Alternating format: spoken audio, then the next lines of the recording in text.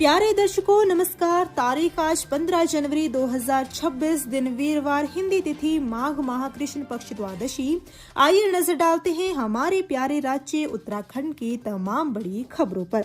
Video शुरू करने से पहले कमेंट बॉक्स में जय हिंद लिखकर हमें सपोर्ट करें। तो चलिए शुरू करते हैं।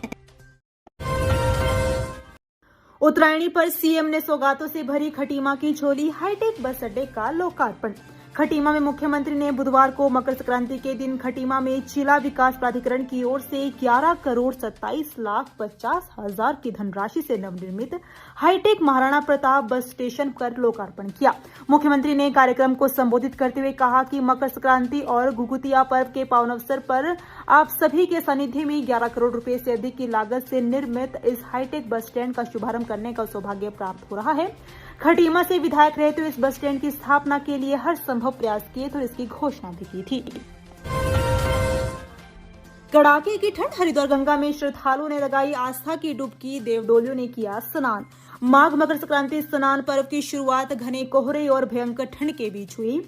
बड़ी संख्या में श्रद्धालु स्नान के लिए पहुंचे। ढोल और दमाओं की थाप के बीच देवडोलियों को लाया गया और गंगा में स्नान करवाया गया। श्रद्धालु हर की पौड़ी गंगा घाट पर पहुंचे। भीषण ठंड के बावजूद श्रद्धालुओं का उत्साह कम नहीं दिखा। तड़के से गंगा के सभी घाटों पर लोग स्नान, दान और पूजा करते देखे गए। गंगा घाट पर आरती की गई।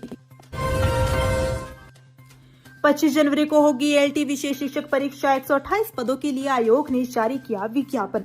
उत्तराखंड अधीनस्थ सेवा चयन आयोग ने एलटी विशेष शिक्षक परीक्षा को लेकर विज्ञापन जारी कर दिया है। 128 पदों के लिए परीक्षा 25 जनवरी को सुबह 11 से दोपहर 1 बजे तक होगी। प्रोफेसर रमाकांत पांडे उत्तराखंड संस्कृत विश्वविद्यालय के नए कुलपति नियुक्त, आदेश जारी। प्रोफेसर रमाकांत पांडे को उत्तराखंड संस्कृत विश्वविद्यालय के नए कुलपति पद पर नियुक्ति दी गई। इसके आदेश भी जारी हो गए हैं। प्रोफेसर पांडे वर्तमान में केंद्रीय संस्कृत विश्वविद्यालय जयपुर परिसर में निदेशक के पद पर कार्यरत हैं।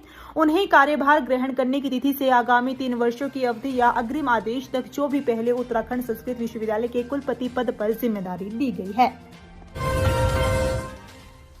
देवप्रयाग के छात्र उदय ने दिया नशा मुक्ति के लिए डिजिटल मॉडल, रक्षा मंत्री ने किया सम्मानित। केंद्रीय संस्कृत विश्वविद्यालय श्री रघुनाथ कीर्ति परिसर देवप्रयाग के योग विज्ञान के छात्र उदय शर्मा ने राष्ट्रीय स्तर पर अपनी प्रतिभा का लोहा मनवाते हुए देवप्रयाग और अपने गृह जनपद अमरोहा का नाम रोशन किया है। विकसित भारत स्पर्धा में उत्तर प्रदेश का प्रतिनिधित्व करते हुए उदय को उनकी उत्कृष्ट उपलब्धि के लिए देश के रक्षा मंत्री राजनाथ सिंह ने सम्मानित किया। समापन समारोह के दौरान उदय ने रक्षा मंत्री के साथ सहभोज में भाग लिया और प्रधानमंत्री नरेंद्र मोदी के संबोधन को सुनकर राष्ट्र निर्माण का संकल्प लिया। उत्तर प्रदेश के अमरोहा जनपद के मुबारकपुर खुर्द निवासी उदय शर्मा वर्तमान में योग विज्ञान के 2य वर्ष के छात्र हैं।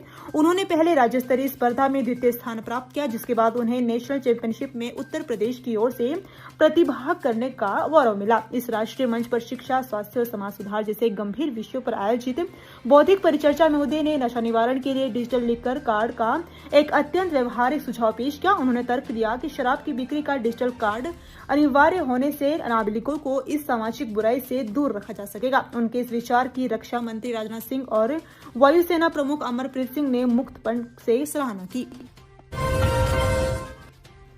फैसला, न्यायाधीशों और न्यायिक अफसरों के खिलाफ शिकायतों की सूचना गोपनीय कहकर नहीं रोक सकते। न्यायाधीशों और अधीनस्थ न्यायपालिका के अधिकारियों के खिलाफ दर्ज शिकायतों की सूचना को केवल गोपनीय कहकर देने से इनकार नहीं किया जा सकता है। ये निर्णय मुख्य सूचना आयुक्त राधा रतूड़ी ने आईएफएस संजीव चतुर्वेदी की 2य अपील पर सुनाया है। उन्होंने अपील को आंशिक रूप से स्वीकार करते हुए सक्षम अधिकारी से अनुमति लेकर 1 महीने के भीतर आवश्यक जानकारी उपलब्ध करवाने के निर्देश दिए हैं। हालांकि इनमें किसी अधिकारी या न्यायाधीश की पहचान उजागर न करने को भी कहा है। गंगा बेसिन के सर्वे में मिले 3037 घड़ियाल। चंबल में सबसे अधिक 22 नदियों में हुआ सर्वे। घड़ियाल के अस्तित्व को लेकर बनी चुनौतियों के बीच गंगा बेसिन में आने वाली 13 नदियों में 3037 घड़ियाल मिले हैं। इसमें सबसे अधिक चंबल नदी में है। उत्तराखंड की बात करें तो यहां पर रामगंगा नदी में 48 घड़ियाल रिपोर्ट हुए हैं। ये जानकारी गंगा बेसिन में अत्यंत संकटग्रस्त घड़ियाल की जनसंख्या स्थिति एवं संरक्षण कार्य योजना को लेकर जारी रिपोर्ट में सामने आई है। भारतीय वन्य जीव संस्थान घड़ियालों की संख्या आदि का पता करने के लिए नवंबर 2020 और मार्च 2023 में सर्वे किया था। इसमें गंगा बेसिन में आने वाली 22 नदियों में 7,680 किलोमीटर इलाके में सर्वे किया गया। इसमें 13 नदियों में बेहद संकटग्रस्त 3037 घड़ियाल का पता चला है। भराड़ीसेन में सोलर प्लांट से विधानसभा को मिलेगी सस्ती बिजली, विधानसभा अध्यक्ष ने किया वर्चुअल शुभारंभ। ग्रीष्मकालीन राजधानी गैरसैंण के भराड़ीसेन में सोलर प्लांट से विधानसभा को सस्ती बिजली मिलेगी। विधानसभा परिसर में 54.10 लाख रुपए की लागत से बने 100 kVA सोलर प्लांट का विधानसभा अध्यक्ष रितु खंडूड़ी ने वर्चुअल शुभारंभ किया। विधानसभा अध्यक्ष ने कहा, उत्तराखंड अक्षय ऊर्जा विकास अभिकरण के माध्यम से विधानसभा परिसर में नेट मीटरिंग आधारित सोलर पावर प्लांट की आपूर्ति एवं स्थापना का कार्य किया गया है। इस संयंत्र से प्रतिमाह लगभग 12,000 यूनिट हरित ऊर्जा का उत्पादन होगा, जिससे स्वच्छ ऊर्जा को बढ़ावा मिलने के साथ विद्युत ग्रिड पर दबाव भी कम होगा। सोलर प्लांट से औसतन 6 रुपए प्रति यूनिट की दर से विधानसभा को बिजली मिलेगी। इस हिसाब से विधानसभा को प्रतिमाह लगभग 72,000 व सालाना 8.64 लाख की बचत होगी। विंटर टूरिज्म कॉन्क्लेव में पहुंचे सीएम धामी, कहा, बोले इकोलॉजी और इकोनॉमी का संतुलन बनाना जरूरी। मुख्यमंत्री पुष्कर सिंह धामी ने नेहरू पर्वतारोहण संस्थान में आयोजित विंटर टूरिज्म कॉन्क्लेव में हिस्सा लिया। इस दौरान उन्होंने कहा कि प्रदेश में पर्यटन को इकोलॉजी और इकोनॉमी का संतुलन बनाकर बढ़ावा दिया जाएगा। उन्होंने कहा कि प्रदेश सरकार ने पर्वतारोहण और ट्रैकिंग आदि के लिए अनुमति की प्रक्रिया को सरल बनाकर इसको सिंगल विंडो सिस्टम लागू किया है। पर्यटन तब बढ़ेगा जब ग्रामीण क्षेत्र तक लोग पहुंचेंगे और हर महिला युवा इससे जुड़कर देश के सामने पहाड़ की समृद्ध संस्कृति और उत्पादों का एक बाजार उपलब्ध करवाएंगे। 4 करोड़ से होगी छात्रावास में रह रही छात्राओं की सुरक्षा, खुद को असहज महसूस कर रही है छात्राएं। अल्मोड़ा में राजकीय महिला पॉलिटेक्निक के छात्रावासों में रहकर प्रशिक्षण ले रही छात्राएं अब खुद को सुरक्षित महसूस कर सकेंगी। छात्राओं की सुरक्षा के लिए 4 करोड़ रुपए से छात्रावासों की सुरक्षा दीवार का निर्माण किया जाएगा। सुरक्षा के पुख्ता इंतजाम होने से छात्रावासों में रह रही 150 छात्राओं को राहत पहुंचेगी। जिला की छात्राओं को तकनीकी ज्ञान देने के लिए धार की तुनी के पास साल 1987 में महिला पॉलिटेक्निक स्थापित किया गया। संस्थान में नगर सहित जिला के ताकुला, लमगड़ा, बसोली, सोमेश्वर, हवालबाग आदि क्षेत्रों की 250 छात्राएं व्यावसायिक पाठ्यक्रमों का प्रशिक्षण ले रही हैं। इनमें से 150 छात्राएं 3 छात्रावासों में रहकर यहां प्रशिक्षण ले रही है, लेकिन लंबे समय से उनकी सुरक्षा के लिए बेहद जरूरी छात्रावास में 4 दीवारी का निर्माण नहीं हो सका। ऐसे में छात्राएं छात्रावास में खुद को असहज महसूस करती हैं। आखिरकार प्रशासन ने छात्राओं की इस परेशानी को गंभीरता से लिया। महिला उप निरीक्षक को किया निलंबित, जानिए क्या है पूरा मामला। उत्तराखंड के हल्द्वानी में एसएसपी डॉक्टर मंजुना टीसी ने बड़ी कार्रवाई की है, जहां से लालकुआं थाने की महिला उप निरीक्षक अंजू नेगी को निलंबित किया गया। आरोप है कि दुष्कर्म मामले की विवेचना में महिला दरोगा आरोपी को लाभ पहुंचा रही थी। पीड़िता ने संबंधित मामले में शिकायत की थी। गौरतलब हो कि 14 अक्टूबर 2025 को लालकुआं थाना क्षेत्र के एक मोहल्ला निवासी पीड़िता ने पुलिस में शिकायत दर्ज करवाई थी। बताया गया है कि शादी का झांसा देकर युवक ने दुष्कर्म किया है। घटना की जांच लालकुआं थाने की दरोगा अंजू नेगी कर रही थी। इसी बीच पीड़िता ने कुछ महत्वपूर्ण तथ्यों की जानकारी महिला दरोगा को दी। आरोप है कि अंजू नेगी ने तथ्यों को अनदेखा कर दिया, साथ ही विवेचना में आरोपी को लाभ पहुंचा रही थी।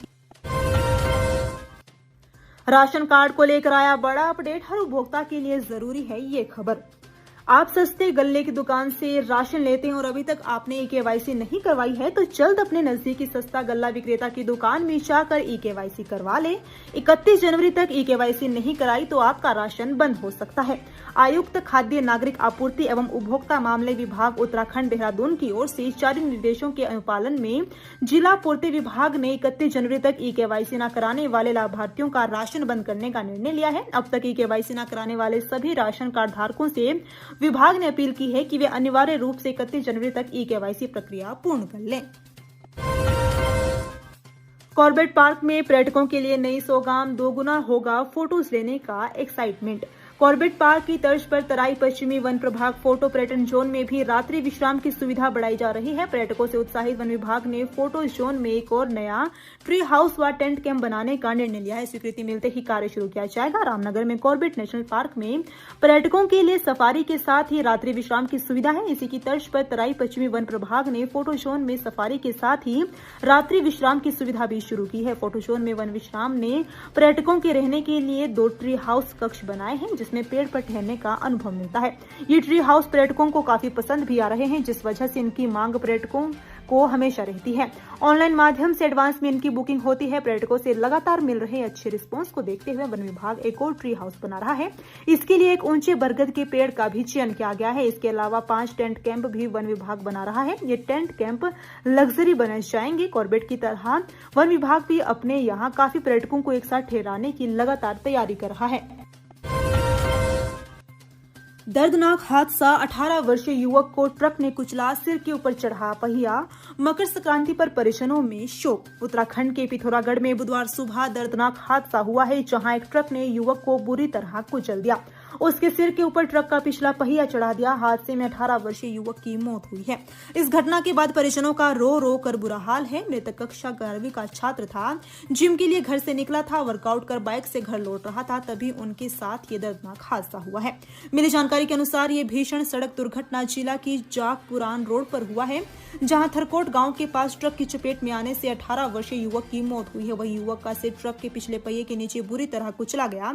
सूचना पर पहुंची पुलिस ने शव को कब्जे में लेकर पोस्टमार्टम के लिए भेज दिया। मृतक की पहचान जिला मुख्यालय से लगे पुरान गांव निवासी 18 वर्षीय विकास कुमार के रूप में हुई है। विकास कुमार कक्षा 11वीं का छात्र था। इस घटना की जानकारी पर परिजनों समेत पूरे स्कूल में शोक की लहर है।